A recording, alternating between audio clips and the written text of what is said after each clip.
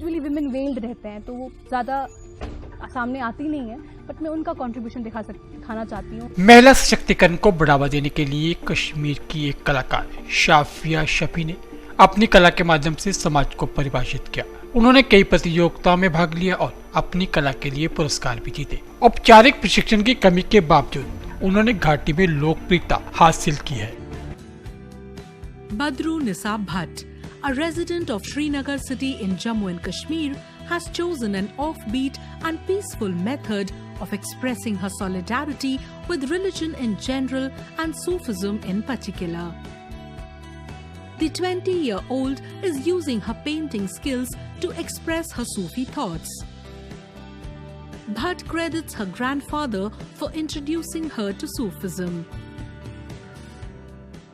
बचपन से जैसे हम दादू अपने साथ बिठाते थे, हम सारे सिबलिंग्स को स्टोरी सुनाते थे प्रॉफिट्स वगैरह की, तो हमें वो मसनवी की लाइनें सुनाते थे। तो मौलाना रूम की है मसनवी, लिखी गई पर्शियन में बुक है। तो मैं बहुत इंस्पायर होती गई। पहले तो समझ नहीं आता था कि क्या हो रहा है, तो ग्रेजुअली 8th स्टैंडर्ड से मैंने जब सूफीज़म के बारे में मैं गई वहाँ पे, देखा कि क्या है ये बेसिकली सूफीज़म क्या, और वैसे भी कश्मीर को कहा जाता है पिरवर। So we have so many Sufis to study कि कम पड़ जाएगा, ज़िंदगी कम पड़ जाएगी, पर उन सूफियों को नहीं पढ़ पाएंगे जिन्होंने इतना काम किया है इस्लाम के लिए। Bhatt began making paintings at a very young age. She started with whirling dervishes, a customary meditation practice performed in a worship ceremony in which dervishes, that is Sufi saints, aim to reach the source of all perfection. She got inspired by the ideology of the dervishes, who whirl with their right hand held open and up so as to receive grace from Allah, and the left hand facing downwards towards the earth so as to give that grace and light to the world. She started portraying this ideology in her paintings. But the main focus of Bhatt is on the subject of Sufi women, who are very less talked about in the contemporary Sufi art. फिर Sufism में एक बहुत less talked about subject है सूफी women.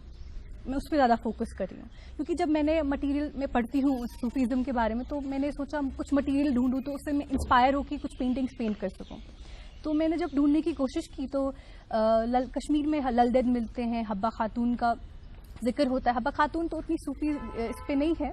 तो अर्नमाल का, और बहुत कम सुना होगा लोगों ने, अर्नमाल का है, वो एक और है भवानी समथिंग, तो उनका भी बहुत कॉन्ट्रीब्यूशन है टुवर्ड्स सूफीज़म, जो बहुत लेस टॉक्ड अबाउट सब्जेक्ट है। इवन अगर मैं यूनिवर्सली देखूँ मिडिल ईस्ट में, तो हमें राबिया अल बसरी का बहुत सुनने को मिलता है कि वो एक बहुत अच्छी सूफी सेंट गुजरी हैं।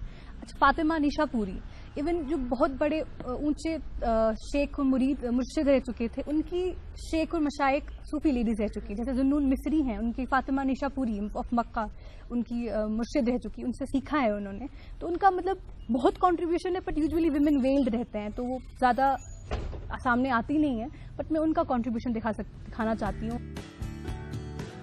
Bhatt has participated in several painting competitions such as Kashmir Art Quest, Ramzan Art Expression and many more, and has thus won several awards as well.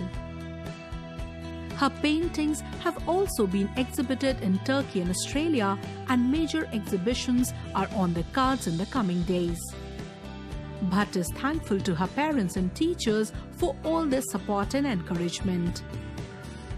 वो एक कोट है, कहते हैं कि Indeed and self taught artist is taught by an ignorant person. तो मैं तो खुद इग्नोरेंट थी, पर ग्रेजुअली मेहनत की, जब ऑनलाइन हेल्प मिलती है, वीडियोस हैं वगैरह, और टीचर्स मेरे अभी भी अशार से मैं कभी भी कह दूँ तो हेल्प कर देते हैं। तो बेसिक नीड्स मतलब मेरे क्लियर हो गए उससे, और फैमिली ने काफ़ी सपोर्ट किया। यूजुअली नहीं करते, आर्ट बच्चों का खेल है, बट मेरी फैमिली ने मुझे बहुत सपोर्ट किया।